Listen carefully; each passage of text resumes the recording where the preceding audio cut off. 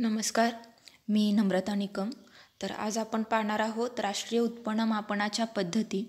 तर अर्थव्यवस्थेमध्ये विविध मार्गांनी मिळालेले उत्पन्न किंवा आपण ज्याला असं म्हणतो की देशाचं राष्ट्रीय उत्पन्न कोणकोणत्या मार्गांनी मोजता येतं, तर यांचे आपण 3 प्रकारे मोजता येऊ शकतं. तर ते पाहणार आहोत. तर त्याच्यात 3 पद्धती आहेत: उत्पन्न पद्धती, उत्पादन पद्धती आणि खर्च पद्धती. तर उत्पन्न पद्धती म्हणजे संस्थांनी कमवलेलं उत्पन्न, ज्यामध्ये आपण मोजून उत्पन्न मोजू शकतो. त्यानंतर उत्पादन पद्धतीमध्ये वस्तू आणि सेवांचं मूल्य मोजलं जातं. तर खर्च पद्धतीने संस्थांनी केलेला खर्च मोजला जातो आणि उत्पन्न मिळवलं जातं. तर राष्ट्रीय उत्पन्न मोजण्याच्या या 3 पद्धती आहेत: उत्पन्न पद्धत, उत्पादन पद्धत आणि खर्च पद्धत. तर पहिली आहे आपली उत्पन्न पद्धत.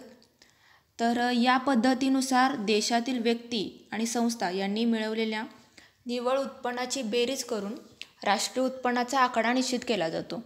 म्हणजे काय? तर एका आर्थिक वर्षामध्ये लोकांनी कोणकोणत्या, म्हणजे भूमी, श्रम, भांडवल, संयोजन असे जे उत्पादनाचे 4 घटक आहेत, तर त्यांना मिळालेले उत्पन्नाचा जो काही भाग असेल त्यांची बेरीज केली जाते. तर ह्यामध्ये आपण असं म्हणू शकतो की आता समजा एखाद्या बेकरी उत्पादन करणाऱ्या व्यक्तीनं त्याच्या उत्पन्नामध्ये 20 रुपयांची भर पडली, तर त्या संकल्पनेला आपण इथं GVA असं मानलं आहे, ग्रॉस व्हॅल्यू ॲडिशन. तर हा जो काही 20 रुपयांचा नफा झाला आहे, तर त्याला कसा मिळवता येईल? तर त्याच्यामध्ये आपण बघितले GVA is equal to R plus W plus I plus P. तर R is equal to rent म्हणजे भाडं, त्यानंतरनं W is equal to wages वेतन, I इंटरेस्ट, P प्रॉफिट नफा. एका वर्षाच्या कालावधीत जमीन मालकाला मिळालेला खंड, श्रमिकांना मिळालेलं वेतन, भांडवलदाराला मिळालेलं व्याज आणि संयोजकांना मिळालेला नफा यांची बेरीज म्हणजे राष्ट्रीय उत्पन्न होय. यालाच जे काही उत्पन्न पद्धतीनं उत्पन्न मोजलं जातं, एकूण राष्ट्रीय उत्पन्न, त्याला घटक खर्चानुसार राष्ट्रीय उत्पन्न असंही म्हणतात. याच्यामध्ये सगळ्यात महत्त्वाची संकल्पना, या संकल्पनेतील महत्त्वाची बाब आपल्याला लक्षात ठेवावी लागेल की हे एका आर्थिक वर्षातच मोजलं जातं. देशांतर्गतच म्हणजे देशाच्या भौगोलिक सीमेच्या आत होणाऱ्या जे काही सर्व संस्थांचं उत्पन्न आहे ते विचारात घेतलं जातं. एखादा परकीय व्यक्ती किंवा संस्था देशात उत्पन्न कमवत असेल तर तेही विचारात घेतलं जातं आणि कमावलेलंच उत्पन्न विचारात घेतलं जातं. म्हणजे न कमावता मिळवलेलं उत्पन्न, जसं की बेरोजगार भत्ता, यामध्ये विचारात घेतला जात नाही. तर उत्पन्न पद्धतीमध्ये उत्पादनाचे जे काही घटक आहेत, भूमी, श्रम, भांडवल, संयोजन, यांना मिळालेल्या उत्पन्नाची बेरीज केली जाते आणि एकूण राष्ट्रीय उत्पन्न काढलं जातं. दुसरा प्रकार आहे आपला, दुसऱ्या प्रकारे आपण राष्ट्रीय उत्पन्न मोजू शकतो, ते आहे उत्पादन पद्धती. राष्ट्रीय उत्पन्न म्हणजे एका आर्थिक वर्षात देशांतर्गत उत्पादित होणाऱ्या सर्व अंतिम वस्तू आणि सेवा यांचं मूल्य होय, असा या पद्धतीमध्ये विचार केला जातो. म्हणजे समजा आता इथं आपण मगाशी जे एखाद्या बेकरी उत्पादकानं ब्रेड उत्पादन केला होता, तर या उत्पादित केलेल्या ब्रेडचं जे अंतिम मूल्य असेल 20 रुपये असेल, तर ते विचारात घेतलं असेल तर त्याला म्हटलं जातं उत्पादन पद्धतीनुसार आपण राष्ट्रीय उत्पन्न मोजत आहोत. तर ह्याच्यामध्ये लक्षात ठेवण्यासारख्या बाबी अशा आहेत की उत्पादित म्हणजे दिलेल्या आर्थिक वर्षामध्ये उत्पादित झालेल्या वस्तू आणि सेवांचंच मूल्य विचारात घेतलं जातं आणि सगळ्यात महत्त्वाचं म्हणजे अंतिम वस्तूच ह्याच्यामध्ये विचारात घेतल्या जातात. म्हणजे जर गव्हापासून ब्रेड बनवला असेल तर ब्रेडचीच किंमत विचारात घेतली जाते. गव्हाची किंमत त्याच्यामध्ये ऑलरेडी ॲड असते, जी आपण फायनल प्रोडक्ट असतं त्यामुळे ब्रेडचीच किंमत त्याच्यामध्ये विचारात घेतली जाते. म्हणजे अंतिम किंमतच विचारात घेतली जाते आणि ज्या काही वस्तू आणि सेवा असतील त्यांचं मूल्य विचारात घेतलं जातं, ना की त्यांची संख्या विचारात घेतली जाते. आता आपण GVA इज इक्वल टू म्हणजे gross value addition is equal to इथं बघणार आहोत G plus S minus IC. तर ग्रॉस व्हॅल्यू ॲडेड जी व्हॅल्यू ऑफ गुड्स, आपण उत्पादित केलेल्या वस्तूंचं जे काही मूल्य असेल ते, यस व्हॅल्यू ऑफ सर्व्हिसेस सेवांचं मूल्य, आणि आपण याच्यातून मायनस करणार आहोत इंटरमिडिएट कन्झम्पशन म्हणजे गव्हापासून ब्रेड बनण्याच्या प्रोसेसमध्ये मध्ये जे काही आंतरसंक्रामक मूल्य असेल तर ह्याच्यामध्ये वापराचे जे काही मूल्य असेल ते आपण ह्याच्यातून मायनस करणार आहोत. हे असेल उत्पादन पद्धती. त्यानंतरनं तिसरं आहे खर्च पद्धती. तर ह्याच्यामध्ये असं आपण बघतो की खर्च पद्धतीमध्ये एखाद्या व्यक्तीनं किंवा संस्थेनं किंवा सरकारनं ज्या वेळेला आर्थिक वर्षामध्ये कुटुंब संस्था, उद्योग संस्था आणि सरकारनं जे काही खर्च केला असेल किंवा निव्वळ निर्यात मूल्य जे काही असेल आणि इन्व्हेस्टमेंट गुंतवणूक खर्च जो काही असेल तर त्यांची बेरीज केली जाते आणि त्यानुसार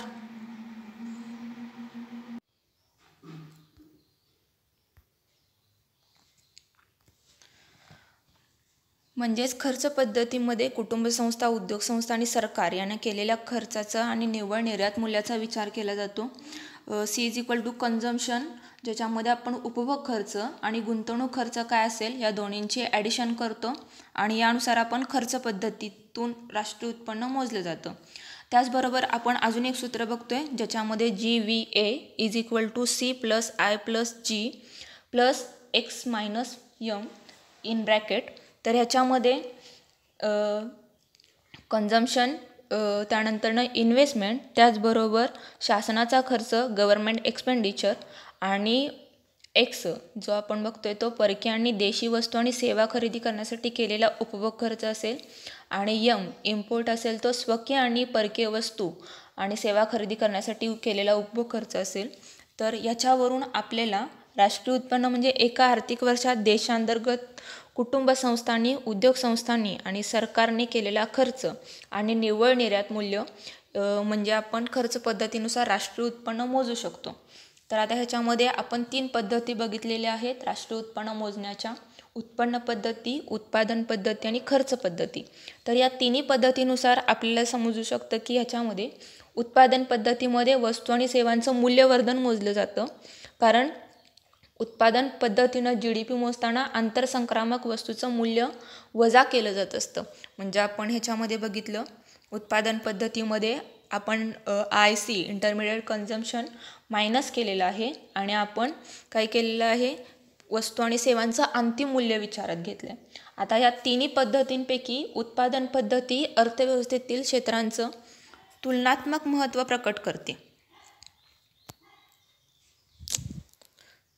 प्रकट करते कारण या पद्धतीत GDP या पद्धतीमध्ये वस्तूंचं मूल्य आणि सेवांचं मूल्य मोजलं जातं. त्यामुळं अर्थव्यवस्थेचा नेमका आपला काय समजू शकतं की प्रत्येक क्षेत्रामध्ये किती उत्पादन मिळते, अर्थव्यवस्थेतील प्रत्येक क्षेत्राचा किती वाटा आहे हे समजू शकतं. तर खर्च पद्धतीमध्ये जगाचा प्रभाव दिसतो, त्यामुळं खर्च पद्धतीमुळं मोजलेलं उत्पन्न त्रुटीविरहित असतं. तर CSOनं जी आपली भारतीय उत्पन्न मोजताना काय केले CSOनं, तर 2000 उत्पन्न समिती उत्पादन पद्धती आणि उत्पन्न पद्धतीचा अवलंब करते, परंतु 2015मध्ये CSOने खर्च पद्धतीनं मोजलेले आकडेसुद्धा प्रकाशित केलेले आहेत. त्याचबरोबर आपण इथं बघू शकतो राष्ट्रीय उत्पन्न मापनाच्या 3 पद्धती: उत्पन्न पद्धती, उत्पादन पद्धती आणि खर्च पद्धती याचा थोडक्यात आढावा देण्यात आला आहे, जो आपण या व्हिडिओमध्ये बघितला आहे. तर तुम्ही हा नोट डाऊन करून घेऊ शकता. धन्यवाद. तर त्याचबरोबर आपण असं म्हणू शकतो की राष्ट्रीय उत्पन्न मोजताना काय काय अडचणी येऊ शकतात, तर त्यातल्या पहिल्या आहेत तात्विक अडचणी आणि दुसऱ्या आहेत व्यावहारिक अडचणी. तर तात्विक अडचणी बिनचूक निवड, की आपल्याला आर्थिक वर्ष, त्याचबरोबर वस्तू आणि सेवा, त्याबरोबर ह्या तिन्ही पद्धतींमधील कोणती पद्धत निवडायची, त्यानंतरनं यथार्थ पद्धत, मूल्यवृद्धी कशी होते आणि ही व्हॅल्यू ॲडिशन कशी करत जायची, IC कसा त्याच्यामधून मायनस करायचा, यासारख्या आपल्याला अडचणी येऊ शकतात. त्यानंतरनं आहे व्यावहारिक अडचणी. आपण असं बघू शकतो विशेषीकरणाचा अभाव, उत्पन्न नोंदीचा अभाव, वस्तू विनिमय, विनामूल्य सेवा, अमूल्य सेवा, दीर्घफल उत्पन्नाचे मापन आणि उत्पन्न अचूकता. विशेषीकरणचा अभाव दिसून येतो आपल्याला की नेमकी कोणत्या पद्धतीत. त्यानंतर मोजणं, त्यानंतर विनामूल्य सेवा, सेवाभावाने जर एखाद्या कार्य केलेलं असेल तर त्यांची किंमत मोजणं कठीण होतं. त्याचबरोबर काही आपण असा सेवा म्हणतो, संरक्षण, आरोग्य यासारख्या सेवा असतात, तर त्यांच्या या अमूल्य सेवा आहेत, तर यांची किंमत पैशामध्ये मोजणं कठीण जातं. त्यानंतरनं दीर्घपल उत्पन्नाचे मापन, बोटींची निर्मिती, रेल्वे इंजिन किंवा मोठमोठे पूल बांधणं, अवकाशयान यासारखी जी काही मोठी कार्य आहे, तर त्याच्यासाठी खूप जास्त आर्थिक वर्ष आपल्याला दिसून येतात. तर नेमकं यांचा कशामध्ये समावेश करायचा आणि त्यांचे मूल्य कोणत्या वर्षाच्या राष्ट्रीय उत्पन्नात मोजायचं, हा आपल्याला समस्या येते. त्यानंतरनं उत्पन्न अचूकता, संक्रांत उत्पन्न, अर्जित उत्पन्न आणि अनर्जित उत्पन्न कोणतं हे ठरवणं बऱ्याच वेळा कठीण होत जातं. तर अशा प्रकारे आपले राष्ट्रीय उत्पन्न मोजताना अडचणी येतात. तर ह्या अडचणी जरी येत असल्या तरी आपण ह्यापैकी 2 पद्धती किंवा एक किंवा दोन पद्धती एकत्र करून राष्ट्रीय उत्पन्न मोजलं जातं आणि यावरून आपल्या देशाची आर्थिक परिस्थिती काय आणि स्ट्रेंथ काय यासारख्या गोष्टी आपल्याला दिसून येतात. थँक्यू.